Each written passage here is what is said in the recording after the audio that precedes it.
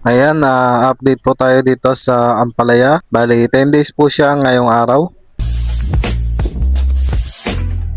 At ito na nga mga kagulay yung itsura ng 10 days nating Ampalaya simula nung ating tinransplant dito sa area.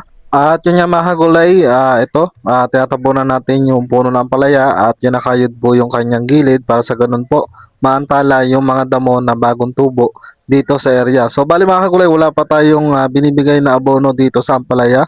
Bali mga kagulay, inaantala lang po muna namin yung mismo mga damong maliliit para hindi pulubugin itong ampalaya na bagong tanim. At syempre mga kagulay, ang kagandahan nito pagka lagi nagagambol yung paligid niya ay mas maluwag maglabas ng ugat. Madami nga nagsasabi sa akin kung bakit daw hindi daw ito naka-plastic marks. Para sa amin mga kagulay, mas okay yung gantong nadudukitan at naiskrapan yung paligid ng gulay para hindi po siya manabla o manigas agad yung mismong area. Tayo naman for sharing lang naman po tayo dito sa ating mga video na ating ina-upload para sa ganun po may ideya po yung ating mga kagulay.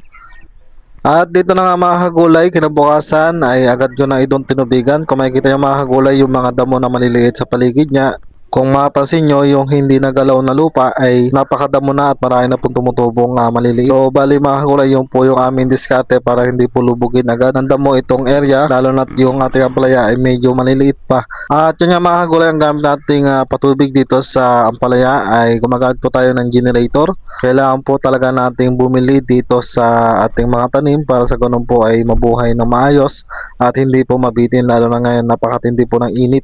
At balita nga po magkakaroon pa po ng El Nino at medyo mahuhuli pa yung tagulan. Pero talagang kailangan po talaga na ating mga tanim yung mismong tubig. Kaya kailangan po talaga natin magtiis at kailangan po talaga natin bumili para sa ganun masuportahan itong gulay. At syempre mga gulay, abangan nyo yung aking unang paggamit ng Gorsbet 1000 Plus dito sa Ampalaya. Kapag kaya mga gulay gumamit ito ay mapapatipid po tayo lalo na sa pag-aabono ng ating mga tanim. Nasubukan ko na ito sa ibang gulay at dito ipapakita ko sa inyo yung aking paggamit dito sa Ampalaya.